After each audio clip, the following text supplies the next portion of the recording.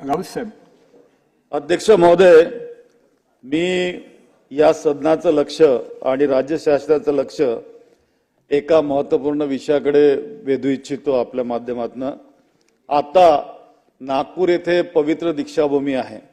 14 October 1956 रोजी भारताचे संविधान निर्माते परमपूज्य डॉक्टर बाबासाहेब आंबेडकरांनी त्या ठिकाणी आपल्या लाखो अनुयायांना बौद्ध धम्माची दीक्षा दिली होती आणि ते एक पवित्र यात्रास्थळ म्हणून त्या ठिकाणी घोषित आहे.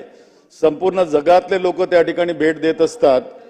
त्या ठिकाणी आताच्या विद्यमान स्मारक समितीने बांधकाम सुरू केलेलं आहे. त्या ठिकाणी तत्कालीन सरकारने निधी देऊन स्तूप तयार केलेला आहे. दीक्षाभूमीवर एक प्रतीक म्हणून, धम्माचं प्रतीक म्हणून दरवर्षी विजयादशमीच्या दिवशी लाखोच्या संख्येने लोक त्या ठिकाणी येतात. मोठा उत्सव असतो, जगभरातून लोक येतात. त्या ठिकाणी अंडरग्राऊंड पार्किंग तयार केली जात आहे. 3 किलोमीटर पेक्षा जास्त परिसरामध्ये 10 लाखाच्या वर लोक त्या ठिकाणी असतात आणि आज त्या ठिकाणी मोर्चा गेला. अंडरग्राऊंड पार्किंगची तोडफोड त्या ठिकाणी सुरू आहे.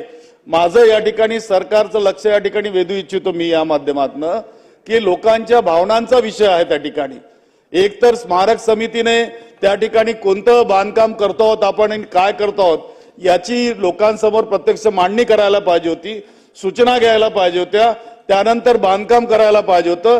ती अंडरग्राऊंड पार्किंग कुणासाठी केली जात आहे, का केली जात आहे, किती गाड्या त्या ठिकाणी राहणार आणि त्या ठिकाणी मोकळा परिसर पाहिजे.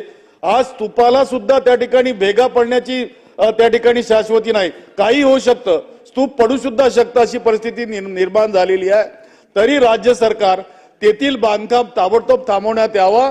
लोकांच्या विचारांचा, भावनांचा सन्मान झाला पाहिजे. हा त्या ठिकाणी राज्य सरकार काय करणार आहे का आणि उद्या सभागृहात या संबंधीची माहिती सादर करणार आहे का अध्यक्ष महोदय? अध्यक्ष महोदय, या संदर्भातली माहिती सभागृहामध्ये दिली जाईल आणि सन्माननीय सदस्य नितीन राऊत साहेबांनी जो मुद्दा मांडला याची माहिती देखील घेतली जाईल. सन्माननीय सदस्य अबू आझमी.